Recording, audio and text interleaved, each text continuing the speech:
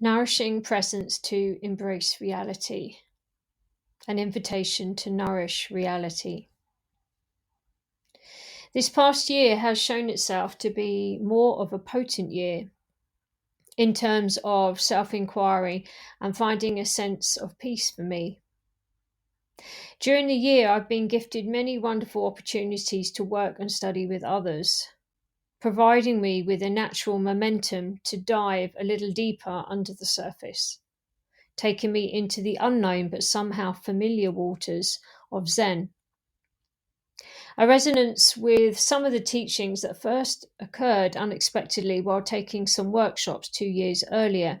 I've really been drawn to the naturalistic and simplistic practices that can provide or seem to provide more of an easeful way of being. And in the process, has helped me to understand how to be more available in this aging skin bag, this vessel along life's path.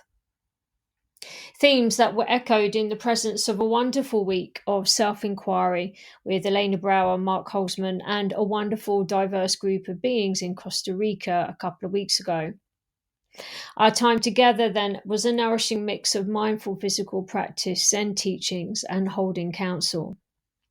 Whilst I took many wonderful memories, thoughts, and wisdom away from this retreat, there were a couple of teachings and discussions that really made me view me, this skin bag, and life in a fresh light. So thank you, dearest Elena.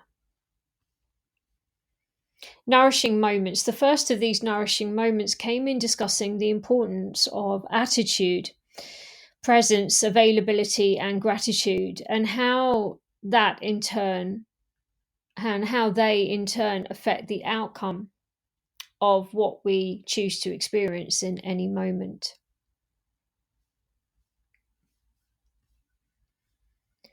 Motion lifted up a key teaching from Shunryu Suzuki. In essence, the fullness we perceive in each moment of our lives depends on how present we're willing to be.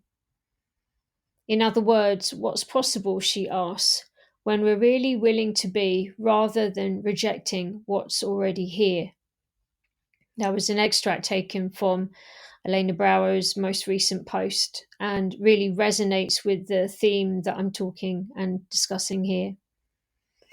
There is another quote that was spoken in our retreat which deeply resonated with me, but I can't actually remember the source of this quote, but I'm going to tell it to you anyway. The quote is, "The only choice we have to respond comes from our practices.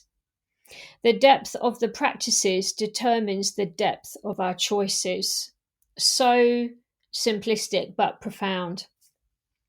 And Elena was also discussing a mantra or a prayer to go with the flow that is really emphasizing this attitude of gratitude. Thank you for everything I have, no complaints. Thank you for everything. I have no complaints. The attitude of gratitude. The reward of the practice then. So today I'm going to include a short reading from Charlotte Joko Beck's Everyday Zen, Love and Work that was given to me by Elena to read and absorb after inquiring about the concept of a non-self. Let me just pull this up here and I'll read this to you. We are always trying to move our lives from unhappiness to happiness. Or we might say that we wish to move from a life of struggle to a life of joy. But these are not the same. Moving from unhappiness to happiness is not the same as moving from struggle to joy. Some therapies seek to move us from an unhappy self to a happy self. But Zen practice, in brackets, and perhaps a few other disciplines or therapies, close brackets, can help us to move from an unhappy self to a no self, which is joy. To have a self means we are self-centered. Being self-centered and therefore opposing ourselves to external things, we become anxious and worried about ourselves. We bristle quickly when the external environment opposes us, and we become easily upset. Being self-centered, we are often confused, and this is how most of us experience our lives.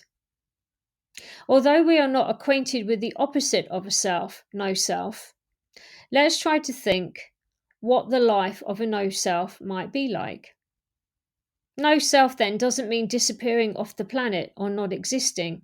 It is neither being self-centered nor other-centered, but instead just centered. The life of a no self is centered on no particular thing, but on all things. That is, it is non-attached. So the characteristics of self cannot appear.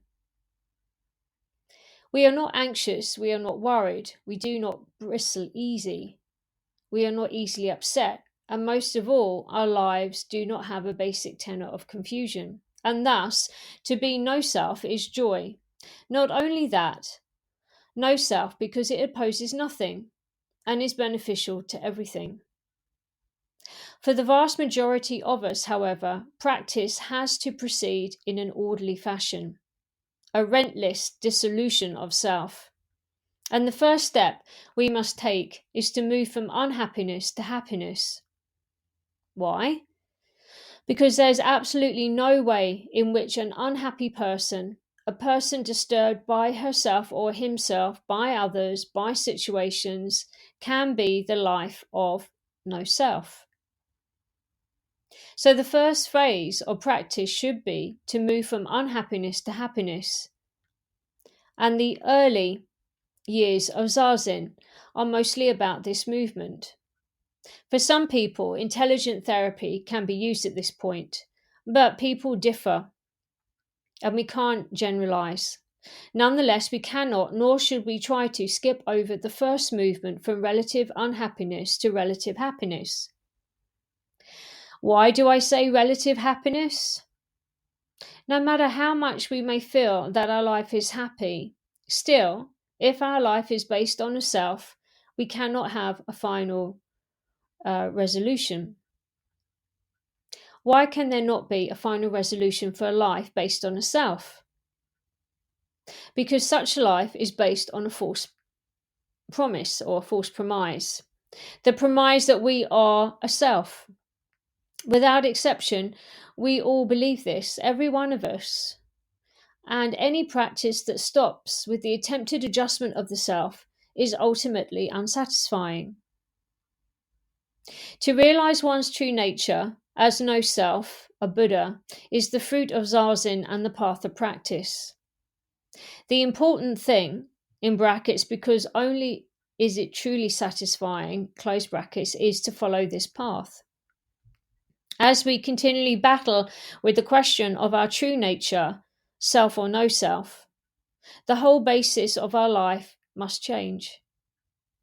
In order to wage this battle, the whole feeling, the whole purpose, the whole orientation of life must be transformed. So what might be the steps in such a practice? The first, as I said, is to move from relative unhappiness to relative happiness. At best, this can be a shaky accomplishment.